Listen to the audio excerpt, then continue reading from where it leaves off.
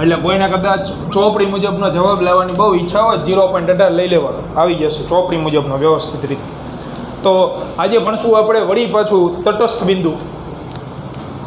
પહેલા ચેપ્ટરમાં હતું એવું ને, બરાબર. તટસ્થ બિંદુ નલ પોઈન્ટ, પણ હવે અલગ.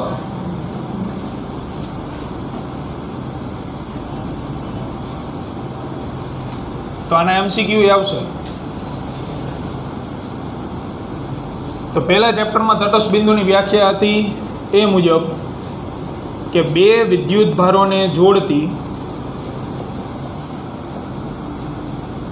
રેખા પર ના જે બિંદુએ કુલ સ્થિતિમાન શૂન્ય થતું હોય. પહેલા ચેપ્ટરમાં હતું કુલ વિદ્યુત બળ અથવા કુલ વિદ્યુત ક્ષેત્ર. આમાં કુલ સ્થિતિમાન શૂન્ય થતું હોય તેને તટસ્થ બિંદુ કહેવાય. એની વ્યાખ્યા હવે પહેલા ચેપ્ટરના નિયમ મુજબ જ આ તટસ્થ બિંદુ જે છે નલ પોઈન્ટ એ ક્યાં મળતો હતો? ચેપ્ટર 1માં ક્યાં મળતું હતું? મૂલ્યની દ્રષ્ટિએ નાના વિદ્યુત ભારની નજીક, નાના વિદ્યુત ભારની આજુ એક ટપકું કરતા હતા અને બાજુ. એટલે એ તો ફિક્સ છે કે આ તટસ્થ બિંદુ જે છે એ મૂલ્યની દ્રષ્ટિએ નાનો વિદ્યુત ભાર, ગણિતની દ્રષ્ટિએ નહીં, ઋણ હોય તો નાનો એમ નહીં, મૂલ્યની દ્રષ્ટિએ નાના વિદ્યુત ભારની નજીક જ હોય. પણ અદિશ રાશિ છે એટલે આમાં તમને એક નહીં બે તટસ્થ બિંદુ મળશે. નાના વિદ્યુત ભારની આજુ અને નાના વિદ્યુત ભારની બાજુ બે સાઈડની ગણતરી આપણે કરશું. તો MCQ માટે એની શોર્ટકટ, તો શોર્ટકટ છે આવી: x બરાબર r ના છેદમાં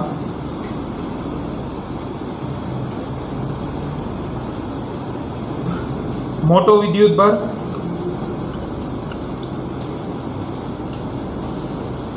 છેદમાં નાનો વિદ્યુત ભાર પ્લસ ઓર -1. પહેલા ચેપ્ટરમાં વર્ગમૂળ આવતું હતું શોર્ટકટ, આ ચેપ્ટરમાં વર્ગમૂળ નહીં આવે, બરાબર. અને બે જવાબ મળશે એક જ દાખલામાં, એક જ MCQ, બરાબર. તો પહેલાં ચોપડીના દાખલા સોલ્વ કરી નાખી લાંબી રીતે, પછી શોર્ટકટથી. તો સ્વાધ્યાયમાં જુઓ, પહેલો દાખલો સ્વાધ્યાયનો 2.1. આની અંદર આ ચોખવટ કરી નાખે. આ અંતર હંમેશા નાનાથી જ મળશે.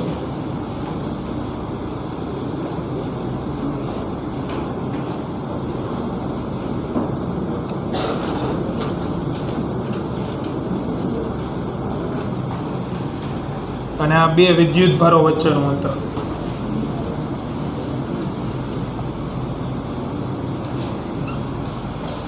તો જો સ્વાધ્યાયનો પહેલો દાખલો,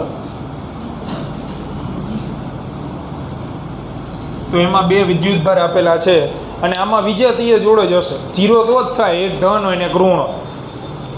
તો એની અંદર આપેલ છે આપણને 5 × 10⁻8 અને -3 × 10⁻8 એકબીજાથી 16 સેન્ટીમીટર અંતરે રહેલા છે. 16 સેન્ટીમીટર એટલે Q1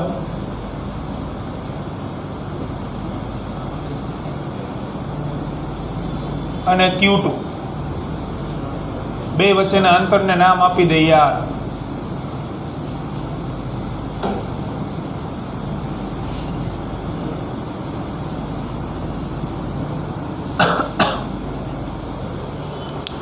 Q1 તરીકે આપેલા આપણને કેટલા આપ્યા? Q1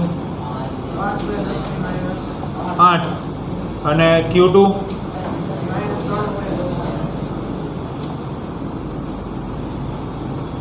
તો આ ચેપ્ટરમાં અદિશ રાશિઓ હોવાથી દરેક જગ્યાએ નિશાનીઓ ધ્યાનમાં લેવાની છે. પહેલા ચેપ્ટરમાં નહોતા લેતા, આમાં બધે આવશે. બે વચ્ચેનું અંતર R બરાબર છે 16 સેન્ટીમીટર, મીટરમાં લખવી 0.16 મીટર. તો હવે મેળવવાનું છે કે તેમને જોડતી રેખા પરના કયા બિંદુ, કૌંસમાં લખવું બિંદુઓ, એટલે એનો મિનિંગ એક કરતાં શું મળતા હોય? વધારે, એટલે બે મળશે, બરાબર. કઈ જગ્યાએ સ્થિતિમાન શૂન્ય થાય? તો આના જેમ જ મૂલ્યની દ્રષ્ટિએ નાનો વિદ્યુતભાર ગોતો. મૂલ્યની દ્રષ્ટિએ નાનો વિદ્યુતભાર કોણ છે બેમાંથી? મૂલ્યની દ્રષ્ટિએ એટલે નિશાની નહીં જોવાય. તો 5 ને 3 માં નાનું કોણ થાય? 3. એટલે Q2 નાનો થયો. હવે Q2 ની આજુ એક ટપકું કરો, આ નલ પોઈન્ટ નંબર 1, અને Q2 ની બાજુ આ નલ પોઈન્ટ નંબર 2. આ બે તટસ્થ બિંદુઓ આપણને મળશે જોડતી રેખા પર, જેના અંતર આપણે લખી નાખીએ.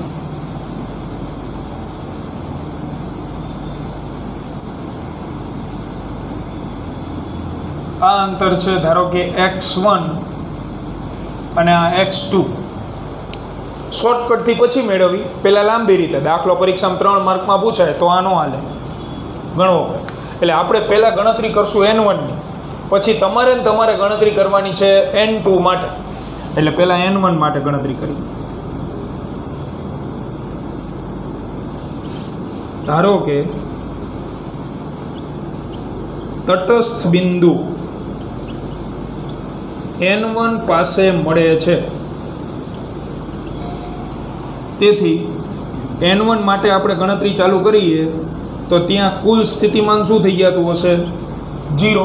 વ્યાખ્યા. તટસ્થ બિંદુ કોને કહેવાય? કે જ્યાં આગળ કુલ સ્થિતિમાન શું થઈ જતું હોય? 0. આ 0 થઈ. કેટલા સ્થિતિમાન હોય? જેટલા વિદ્યુતભાર હોય એટલા. એટલે 2 વિદ્યુતભાર છે તો 2 સ્થિતિમાન આવે. V1 + V2 = 0. મૂકો સૂત્ર. તો V1 ની જગ્યાએ KQ1 / R1. R1 નહીં, સીધું અંતર જ લખીએ આપણે. જો હાલો Q1 નું સ્થિતિમાન ગોતવું. તમારી દરેકની નજર માત્ર n1 ઉપર હોવી. આનું સ્થિતિમાન અહીંયા ગોતવું છે. તો Q1 અને n1 વચ્ચેનું અંતર કેટલું થાય?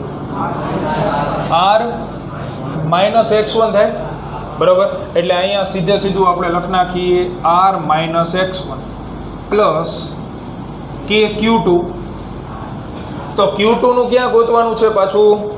n1 આગળ જ, n2 જોવાનું જ નથી. તો Q2 ને n1 વચ્ચેનું અંતર x1, એટલે છેદમાં x1 = 0. આ પદ રહ્યુંની જમણી બાજુ જવા દો, એટલે માઇનસ થઈ જાય. KQ1 છેદમાં R - x1 = -KQ2 છેદમાં x1. બે બાજુથી k ઉડી જાય. હવે મૂકો કિંમત વિથ નિશાની. ધ્યાન રાખજો, બરાબર. પહેલા ચેપ્ટરમાં નિશાની હતી જ. અદિશ રાશિની ગણતરીમાં નિશાની આવે. તો Q1 ની જગ્યાએ મૂકી આપણે 5 × 10⁻8 છેદમાં R ની જગ્યાએ બે વચ્ચેનું અંતર 0.16 -x1 = આ માઇનસ નિશાની એમ રાખવાની. Q2 ની જગ્યાએ આવડું તો -3 × 10⁻8 અને છેદમાં x1. 10⁻8 બે બાજુથી કેન્સલ. આ માઇનસ માઇનસ કેવું થઈ જવાનું? પ્લસ. ચોકડી ગુણાકાર કરો. આ x1 અહીંયા આવે તો 5x1 = અહીંયા આવતું રહે તો 3 / 0.16 -x1. તેથી 5x1 = 16 × 0.48 - 3x1. 3x1 આ બાજુ આવતું રહે. 5 ને 3 8x1 = 0.48. તો જવાબ આવી ગયો પહેલો. x1 = 0.06 metre. આ અંતર 0.06 મીટર મળે. જે શોર્ટકટમાં મૂકશો ને તોય મળશે, પણ દાખલો પૂરો થાય પછી શોર્ટકટથી કરો. હવે આવી જ ગણતરી તમારે કરવાની છે. ધારો કે તટસ્થ બિંદુ n2 પાસે મળે છે. બોલો n2 પાસે મળે શું ફેર પડે? સ્થિતિમાન તો કુલ 0 જ હોય છે, તો તટસ્થ બિંદુ V1 + V2 જ આવે. બે સ્થિતિમાન. અંતર બદલી જાય. n2 આગળ તમારે જોતું હોય તો Q1 થી n2 નું અંતર R + x2 અને Q2 નું n2 થી x2. એટલે અહીંયા આવે R + x2 અને અહીંયા આવે x2. બાકી ગણતરી એમાં. બરાબર. લાવજો જવાબ કરો પૂરો. આ બાકી કોઈને છેલ્લે પતી ગયું બાકી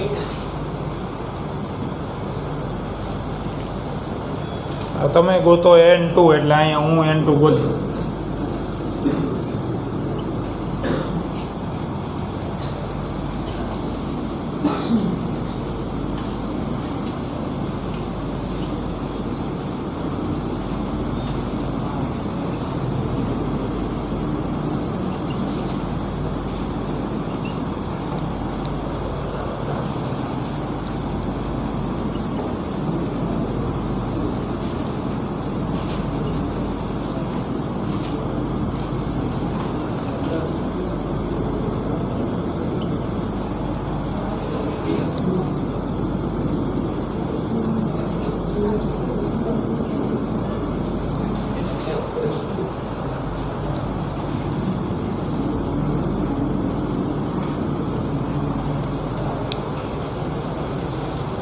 .24 મીટર એટલે 24 સેન્ટીમીટર જવાબ મળે.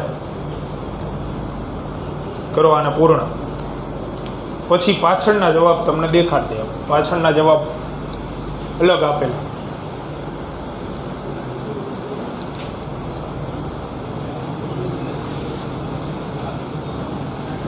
સેન્ટીમીટરમાં લો તો યાર 6 સેન્ટીમીટર ને 24 સેન્ટીમીટર.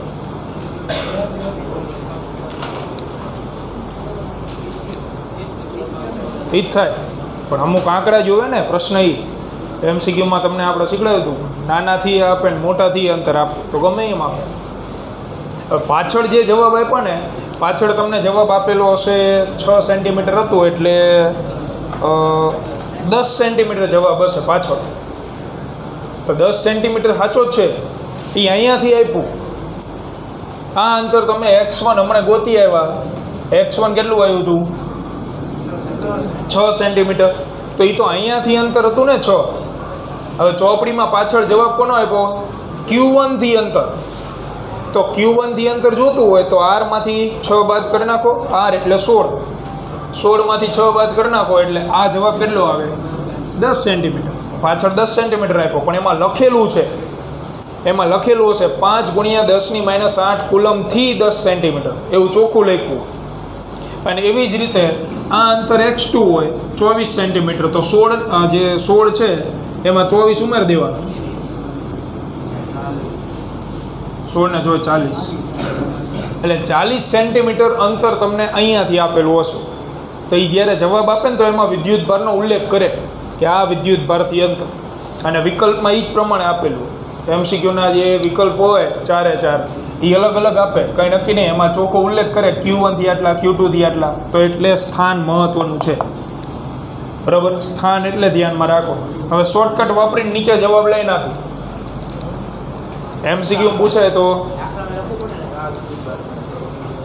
દાખલામાં તો આપણે અહીં આકૃતિને દર્શાવી દીધું એટલે હાલે ને. આકૃતિ તમે દોર નાખો એટલે એમાં આવી ગયું. કારણ કે આકૃતિમાં તમે x1 x2 કોને કીધા Q2. તો પછી અહીં ઉલ્લેખ કરવાની કોઈ જરૂર નહીં. હવે શોર્ટકટથી નીચે જવાબ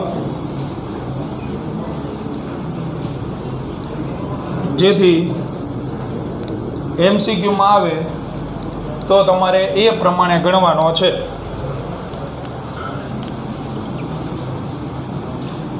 તો એમાં x બરાબર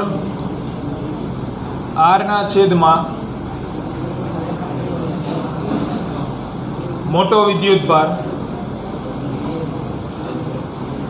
છેદમાં નાનો વિદ્યુતભાર +or -1. બરાબર. તો આપણે પહેલાંની બે અલગ અલગ બાબત, એક x1 લઈ અને બીજું x2.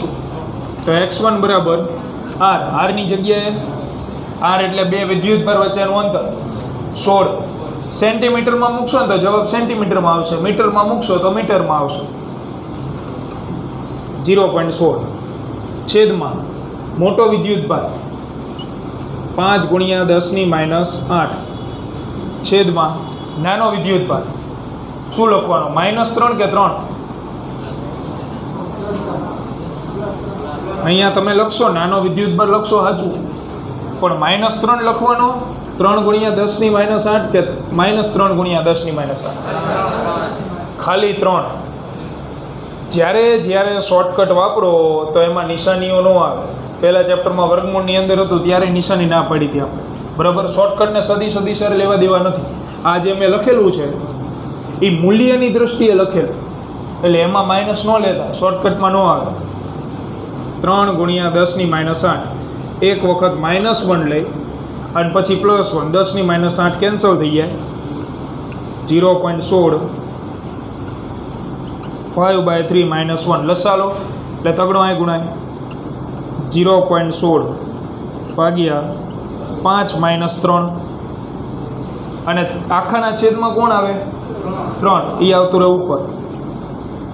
0.48 ભાગ્યા 2 0.24 મીટર જવાબ આવે. એ x1 x2 અરે સંજ્ઞાર કંઈ લેવા દેવા નથી, અંતર તમને ગમે એ મળી શકે. એવી જ રીતે અહીંયા +1 લઈને ગણ નાખો, શોર્ટકટ પૂરો કરો. હાલો પછી બીજો એક દાખલો જોઈએ. 0.16 5 × 10⁻8 3 × 10⁻8 અને +1 અને x1 કહી દઈએ એટલે દાખલા રે મેળ આવે, બીજું કંઈ નહીં. x2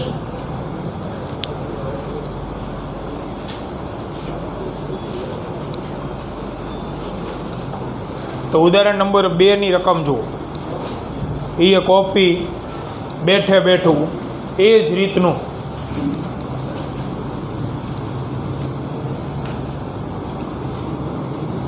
તો એમાં 2 વિદ્યુત ભાર આપેલા આપણને.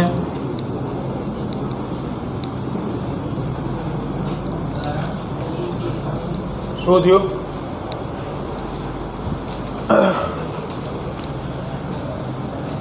ઉદાહરણ નંબર 2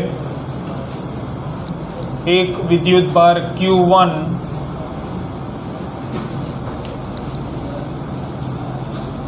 બીજો વિદ્યુત ભાર Q2 બે વચ્ચેના અંતરને આપણે નિયમ પ્રમાણે R સંજ્ઞા આપી દઈએ. Q1 કેટલા આપ્યા? 3 × 10⁻8 અને Q2 -2 × 10⁻8. બે વચ્ચેનું અંતર 15 સેન્ટીમીટર. મીટરમાં ન ફેર વધારશે તો છેલ્લે જવાબ સેન્ટીમીટરમાં આવશે, એનાથી કોઈ ફેર નથી પડવા. તો આપણે નાનો વિદ્યુત ભાર હોય એની આજુ બાજુ ટપકા, નાનો વિદ્યુત ભાર Q2 તો Q2 ની આજુ N1 અને બાજુ N2. આ અંતરો હમણાંની જેમ જ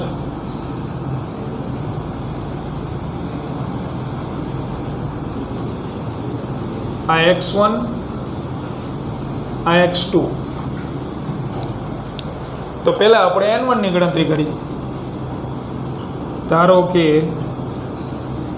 N1 પાસે નલ પોઈન્ટ એટલે કે તટસ્થ બિંદુ મળે છે.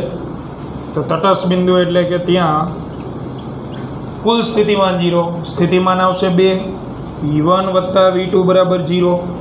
V1 ની જગ્યાએ KQ1 છેદમાં R - x1 આવે. આનું અહીંથી અંતર ખાલી કિંમત મૂકો, અહીંયા જ ફેર પડશે, વત્તા KQ2 તો Q2 નું અહીંથી અંતર x1 = 0 અને જમણી બાજુ લઈ આવો KQ1 R - x1 બરાબર -KQ2 / x1. K કેન્સલ, મૂકો કિંમત. Q1 ની જગ્યાએ 3 × 10⁻8 છેદમાં R ની જગ્યાએ 15 - x1. જમણી બાજુ આ માઇનસ તો હતું જ, -2 × 10⁻8 છેદમાં x1. તો 10⁻8 કેન્સલ, ચોકડી ગુણાકાર 3x1 = અહીંયા બગડો વધે 15 - x1 કાઉન્સ ખોલો 30 - 2x1 આ બાજુ આવતું રહે તો 5x1 ઇક્વલ ટુ 30. તો x1 બરાબર આવશે 6 સેન્ટીમીટર. અહીંયા પછી મીટર ન લખાઈએ, એટલે 6 સેન્ટીમીટર તમને આ અંતર મળ્યું. તો મોટા વિદ્યુત ભારથી કેટલું થાય? આ 15 છે, 15માંથી 6 શું કરી નાખો? બસ 9 સેન્ટીમીટર થાય ને. જવાબ 9 સેન્ટીમીટર આપ્યો હશે. જો 9 સેન્ટીમીટર જવાબ લખેલો હોય. તો એ 9 સેન્ટીમીટર અહીંથી અંતર છે, એટલે જવાબ જોઈને મૂંઝાવાનું નહીં. એ ગમે ત્યાંથી અંતર તમને આપી દેશે. બરાબર. હવે n2 ગણી શકશો? અહીંયા ખાલી શું આવશે? પ્લસ, અને x1 ની જગ્યાએ x2. પૂરો કરો હાલો. MCQ એના માટે મહત્વનું, કારણ કે તમે રકમ વાંચો તો અંદર માત્ર ને માત્ર હેતુલક્ષી પ્રશ્નો પૂછેલા છે.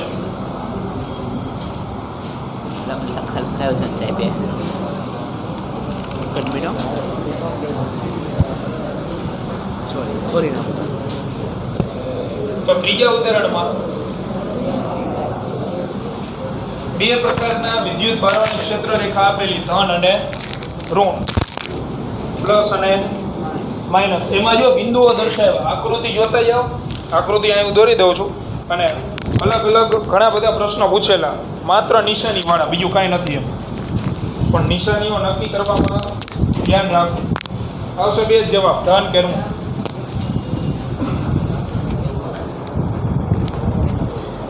તો બે વિદ્યુત ભારની ક્ષેત્ર રેખા આપણે દોરી. આ ધન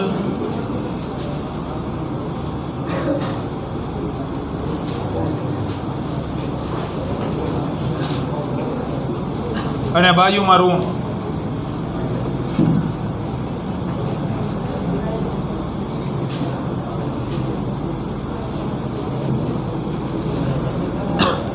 આની અંદર બે બિંદુઓ દર્શાવીને આપેલા. એમ ધનની અંદર તમે જુઓ ઉપરની સાઈડ અહીંયા છે P બિંદુ અને અહીંયા છે Q. જ્યારે ઋણમાં નીચેની સાઈડ અહીંયા A અને B. હવે ધ્યાનથી સમજો, નહીંતર ખબર નહીં પડે. કારણ કે સોલ્યુશનમાં તો હાવ નથી ખબર, એ લખીને આપે ખાલી. આપણે લખવાનું જ છે. પહેલી વસ્તુ, P બિંદુ વિદ્યુત ભારની નજીક ગણાય, Q બિંદુ દૂર ગણાય. અહીંયા A બિંદુ નજીક ગણાય અને B બિંદુ દૂર ગણાય. પ્રશ્ન નંબર પહેલો, નિશાની પૂછેલી છે VP માઇનસ VQ અને VB માઇનસ VH. પહેલાં VP માઇનસ VQ નક્કી કરી. જો VP માઇનસ VQ કઈ રીતે નક્કી કરે? તો પહેલી વસ્તુ તો P અને Q બિંદુ કોના વિદ્યુત ક્ષેત્રની અંદર છે? ધન કે ઋણ? ધન. એટલે ધન વિદ્યુત ભાર આવડો આ છે, તેનું સ્થિતિમાન કેવું હશે? ધન જ હશે. એટલે VPની જગ્યાએ હું લખું, VPની જગ્યાએ શું લખાય? KQ. આ વિદ્યુત ભાર લીધો અમે, છેદમાં એનું અંતર, તો એનું અંતર હું લખી નાખું RP. RP એટલે શું વંચાય? વિદ્યુત ભારથી P બિંદુનું અંતર, માઇનસ KQના છેદમાં આપણે લખીએ RQ.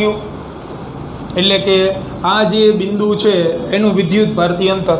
હવે આમાંથી KQ કોમન કાઢી નાખો, 1/RP માઇનસ 1/RQ. જવાબ આવી ગયો.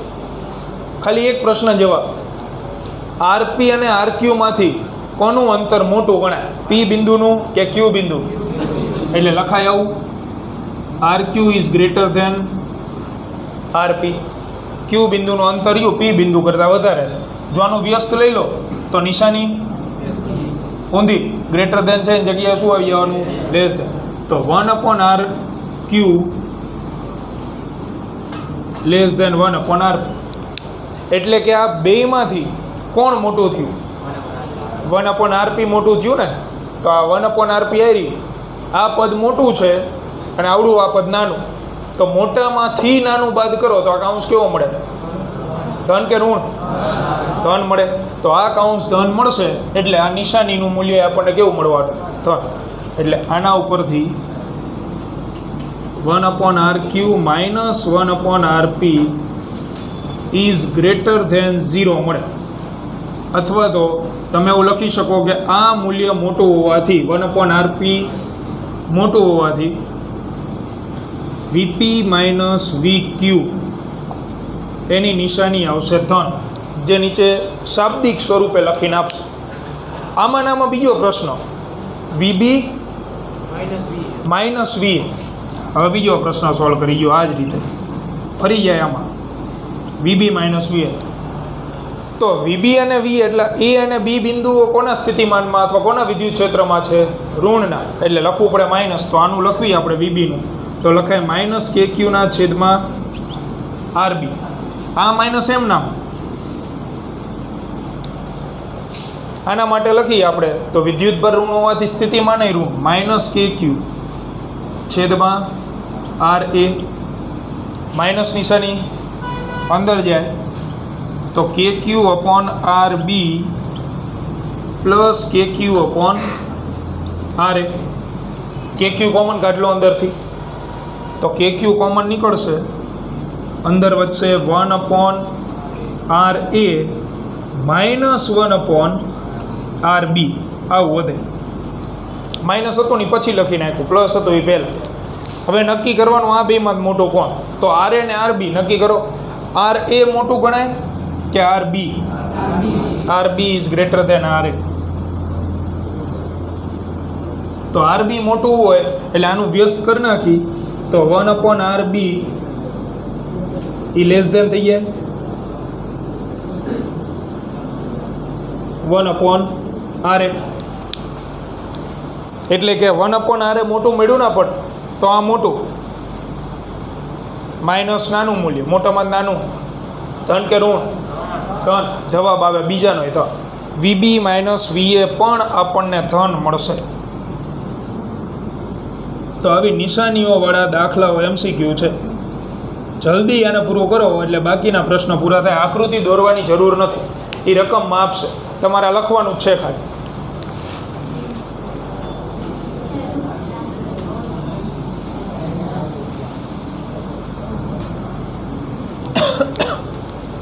પ્રશ્ન નંબર બીજો તો એમાં કીધેલું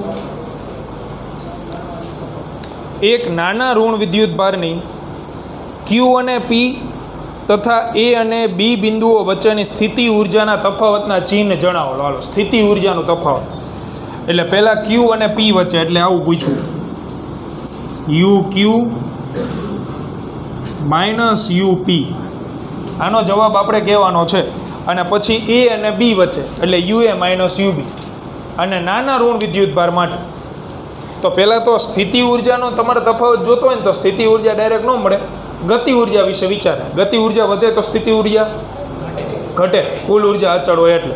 તો આના માટે આપણે વાપરવું પડશે કાર્ય ઉર્જા પ્રમેય.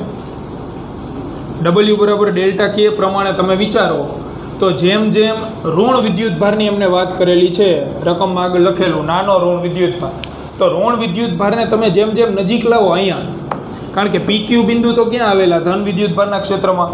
એટલે ઋણ વિદ્યુતભારને તમે જેમ જેમ નજીક લાવો, ધ્યાનથી સમજો, આ ઋણ વિદ્યુતભારને હું નજીક લાવું તો બે વચ્ચે શું થાય?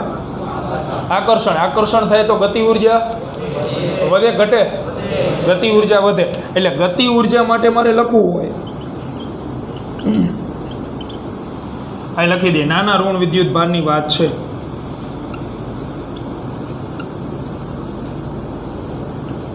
તો ગતિ ઉર્જા માટે મારે લખવું હોય તો ગતિ ઉર્જા ક્યાં વધારે હોય? ક્યુ આગળ કે પી આગળ?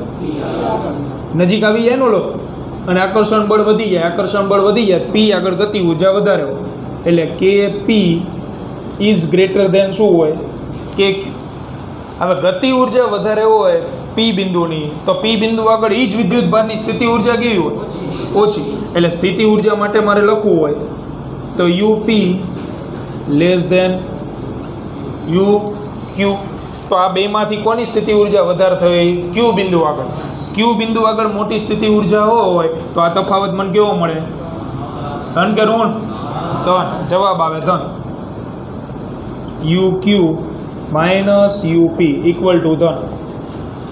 હવે એ બી વિશે વિચાર કરો. એ અને બી વિશે પૂછેલું એમને નાના ઋણ વિદ્યુતભાર માટે. જો એ અને બી માટે કીધું ને, એટલે યુ એ માઇનસ યુ બી આ ગોતવાનું. એ પણ નાના ઋણ માટે તો નાના ઋણ વિદ્યુત ભારને એટલે ઋણ વિદ્યુત ભારને લાવો હાલો અહીંથી લાવીએ આપણે. હવે ઋણ વિદ્યુત ભાર જેમ જેમ નજીક આવશે એમ આ ઋણ સાથે એનું શું થવાનું? અપાકર્ષણ. અપાકર્ષણ થાય એટલે ધીમે ધીમે અપાકર્ષણના કારણે વેગ શું થાય? ઘટે. એટલે એ બિંદુ આગળ વેગ ઘટી ગયો, તો વેગ ઘટી ગયો એટલે ગતિ ઉર્જા માટે લખવું હોય